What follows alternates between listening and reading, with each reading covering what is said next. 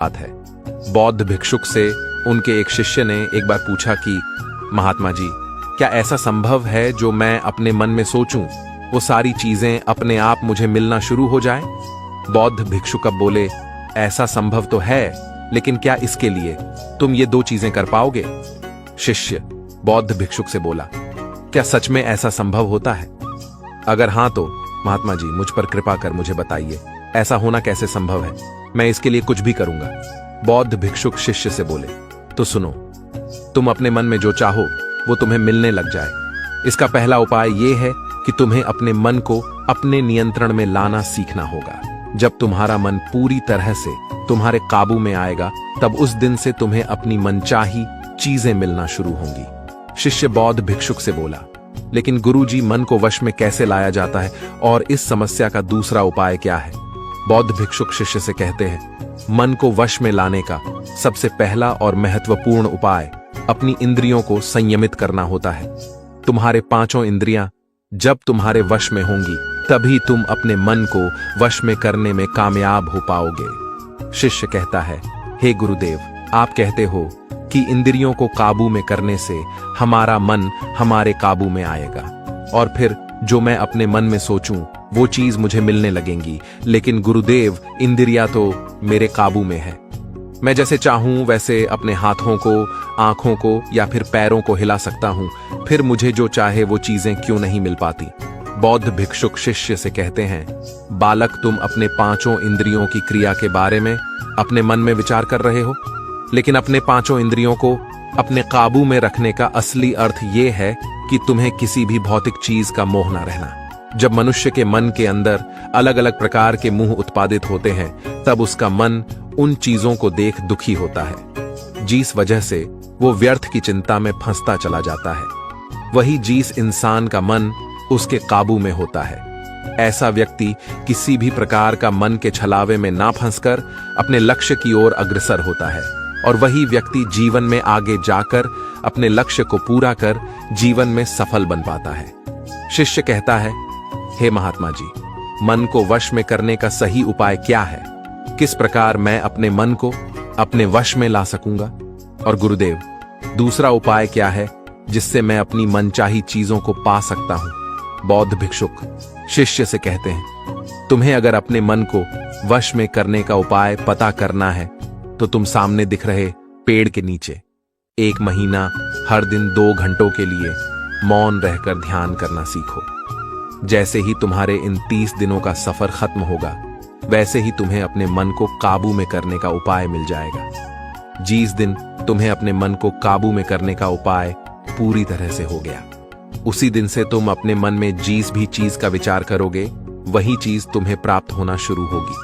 अगर तब तुम पैसे के बारे में या फिर संसार में मौजूदा किसी भी चीज के बारे में अपने मन में विचार करते हो, तो वो विचार तुम्हें अपनी मनचाही चीज को प्राप्त करने में तुम्हारी मदद करेगा।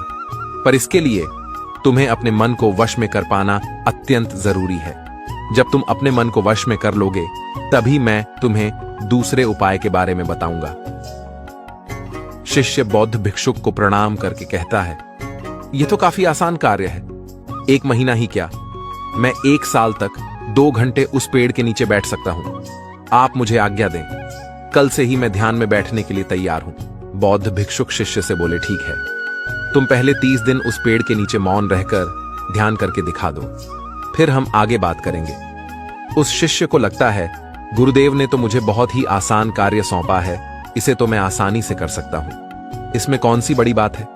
1 महीना पेड़ के नीचे ध्यान ही तो लगाना है, इससे मैं आसानी से कर सकता हूं। शिष्य दूसरे दिन बौद्ध भिक्षुक को प्रणाम कर उस पेड़ के नीचे मौन रूप से बैठ गया। 3-4 दिन तक ऐसे ही चलता रहा। शिष्य हर दिन बौद्ध भिक्षुक के पास जाता है, उनको प्रणाम करता और उस पेड़ के नीचे जाकर मौन रूप से ध्यान करना प्रारंभ करता। लेकिन जब छठे दिन रोज की तरह शिष्य उस पेड़ के नीचे बैठने गया, तब उस समय उसका मन बेकाबू होने लगता है।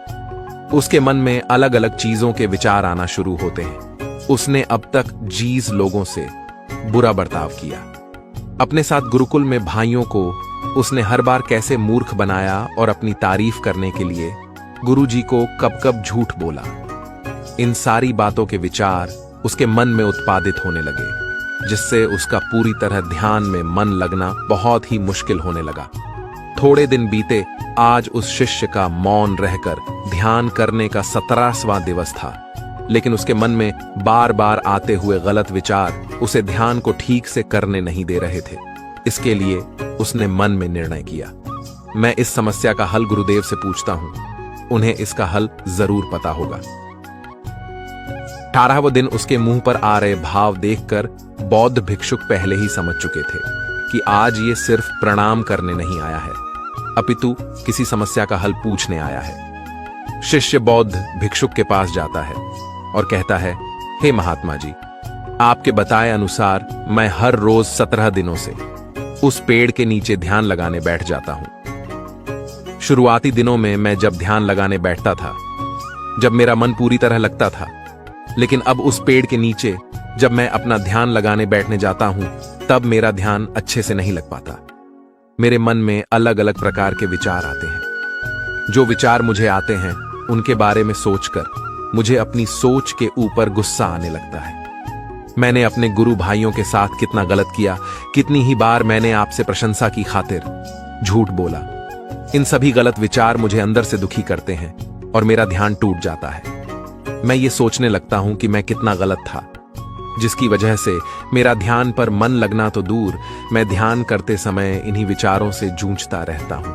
हे महात्मा जी, मुझ पर कृपा करें और मुझे इन गलत विचारों को अपने मन से पूरी तरह खत्म करने में सहायता कीजिए। बौद्ध भिक्षुक शिष्य से कहते हैं, तुम्हें जब मैंने पहले दिन मौन रहकर पेड़ के नीचे बैठने के लिए कहा था, अब तुम्हारे मन में किसी भी प्रकार के विचार नहीं आ रहे थे, लेकिन अब 18 दिन बीतने के बाद तुम्हारे मन में अपनी गलतियों के विचार उत्पादित हो चुके हैं, जिसका कारण एक ही है।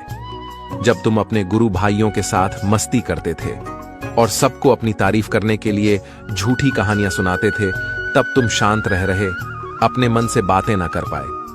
पूरे दिन गुरु भाइयों के सामने बढ़ावा करने में समय व्यतीत करते थे, लेकिन जब तुम अपने अंदर अपने मन से बातें करना प्रारंभ किया, तो तुम्हें अपने आप ही अपनी गलतियों के बारे में विचार आने शुरू हुए, जिसका कारण एक ही है। व्यक्ति अपने आप से किसी भी सवाल को पूछता नहीं है। लोग शांत रहकर खुद से बात करना पसंद नहीं करते और दूसरों से अपनी समस्याओं का हल पूछकर उदास होते हैं। जब इंसान अपनी किसी भी प्रकार की समस्या का हल शांत रहकर अपने आप से पूछता है, तब उस वक्त उस व्यक्ति की बुद्धि खुद ब खुद उस समस्या का हल करने का रास्ता उस इंसान को बताना शुरू करती है। जब तुम अपने आप से बातें करना प्रारंभ करते हो, तब तुम्हें खुद की अच्छाइयां और बुराइयां दोनों दिखना शुरू होती है, जिसका फायदा तुम्हें भविष्य में होना शुरू होता है। यानी जब तुम्हें अपनी गलतियां दिखती हैं, तब तुम उन पर शांति से काम कर अपने आप ही आगे बढ़ाना शुरू कर देते हो।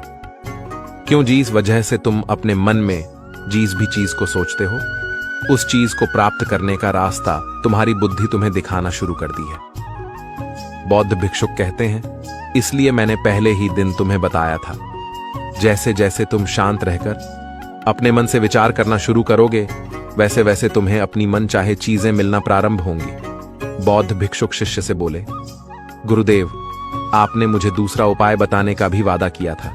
मुझे लगता है वो उपाय इससे आसान होगा। कृपा कर मुझे दूसरा भी उपाय बताइए।